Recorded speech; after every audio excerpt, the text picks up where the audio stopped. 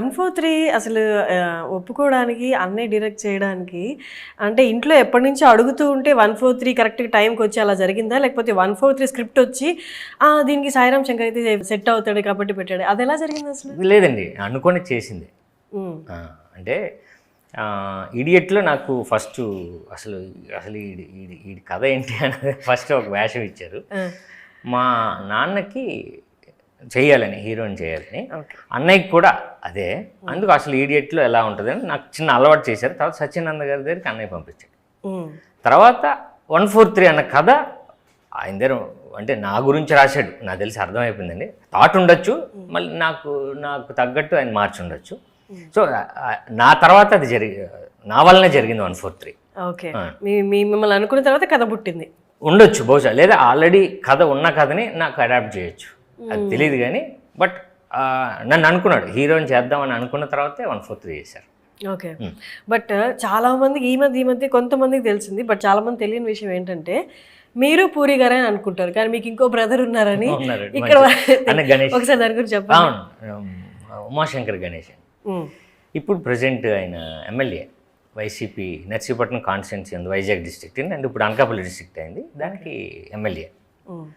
So present sitting MLA. ఇక్కడ first ఇండస్ట్రీలో ఉండేవాడు, అన్నయ్యతో పాటు ఉండేవాడు నేను రాకముందు. ఓకే. ఆ తర్వాత ఇక్కడ సెట్ అవ్వక ఊరు వెళ్ళాడు. ఊరు వెళ్ళిన తర్వాత ఎప్పుడండి ఇది, అప్పుడు ఏజ్ కూడా 19 or 20 ఉంటుంది బహుశా, అంతే ఉంటుంది గణేష్ గారికి. అప్పుడు ఎలక్షన్స్ వచ్చినాయి ఊళ్ళో. అప్పుడు మా ఫాదరు పక్కన మిగతా వాళ్ళందరూ ఇప్పుడు ఎవరు నువ్వు నిలబెడదాం అంటే ఆటోమేటిక్గా అక్కడ నిలబెట్టారు. 20 yearsకి 20 or 21 ఎంత అయింది, అంతే ఉంది ఏజ్. సో సర్పంచ్కి నిలబడ్డాడు, గెలిచాడు. వావ్. సో అక్కడి నుంచి కంటిన్యూ.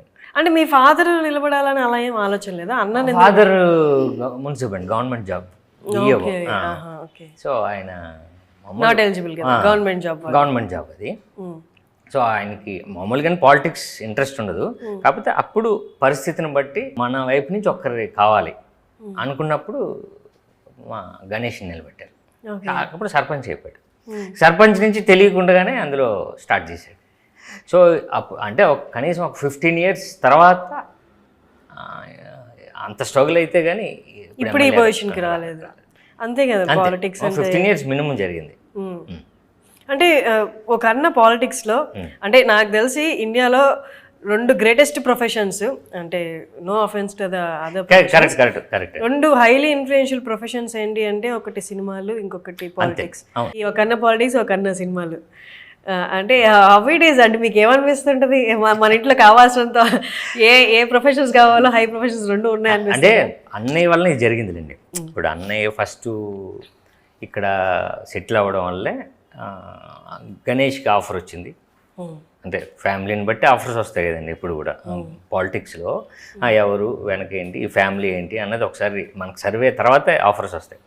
సో అన్నయ్య వల్లనే గణేష్కి ఆఫర్ వచ్చింది. అన్నయ్య వల్ల నేను కూడా హీరో అయ్యాను, అంతే కదండి. బేసిక్గా ఫస్ట్ ఆయన క్రియేట్ చేశాడు. ఓకే.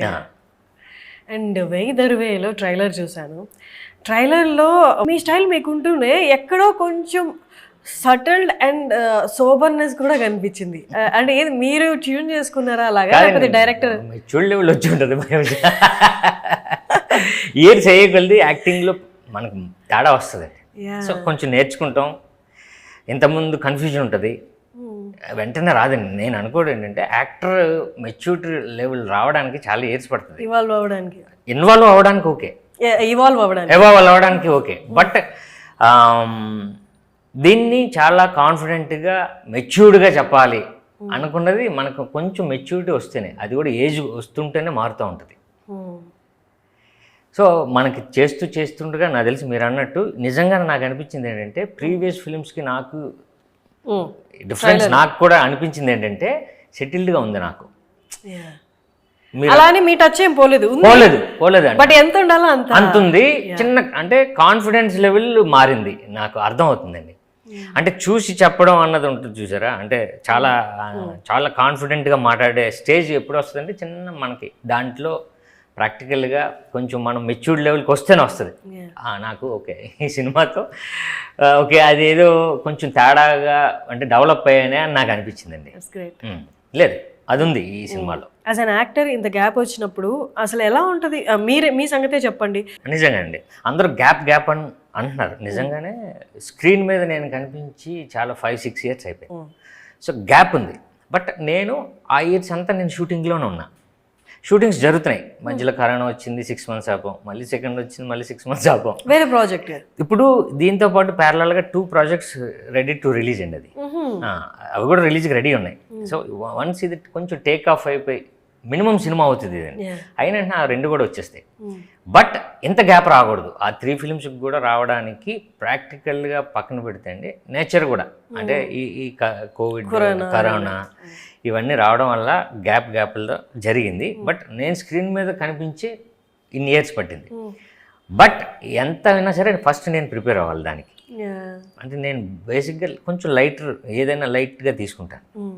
సో మనకేంటంటే ఓకే ఈ సినిమా ఉంది, మనకు ఒక కాన్ఫిడెన్స్ ఉంది, ఈ కథ బాగుంటుంది, ఈ కథ బాగుంటుంది,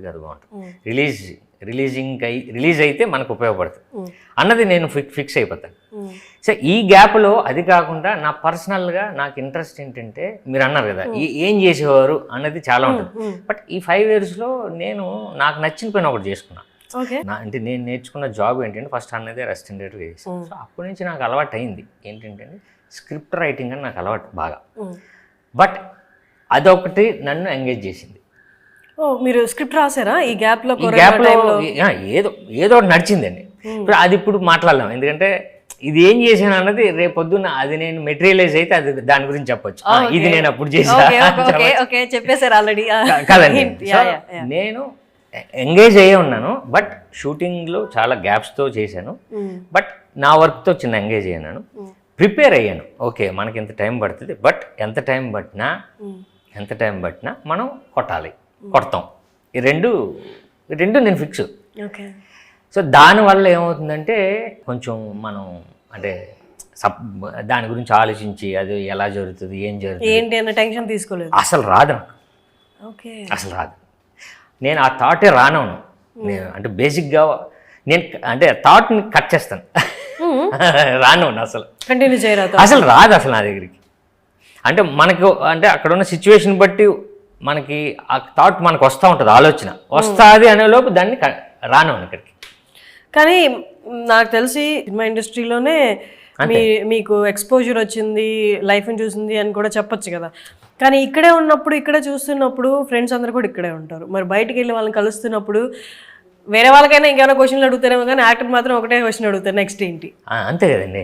బట్ అంటే మీరు ఆ థాట్ని కట్ చేసిన ఈ జనాలు వచ్చి గుర్తు చేస్తున్నప్పుడు అది కోపప్ చేయడం కష్టం. అదే అంటున్నాను వాళ్ళనే డీల్ చేయాలండి ఫస్ట్, అంతే కదండి. సో వాళ్ళు అడిగే క్వశ్చన్ మనం తీసుకోలేనప్పుడు అక్కర్లేదు కదా. వాళ్ళు వేసే క్వశ్చను ఓకే ఎప్పుడు హిట్ కొడతావు అంటే వస్తుంది, ఎందుకు రాదు, వచ్చింది కదా వస్తుంది, అంతే. సో వాళ్ళేసే క్వశ్చన్ని మనం ఆన్సర్ చెప్పి మనం ఊరుకుంటే సరిపోద్ది.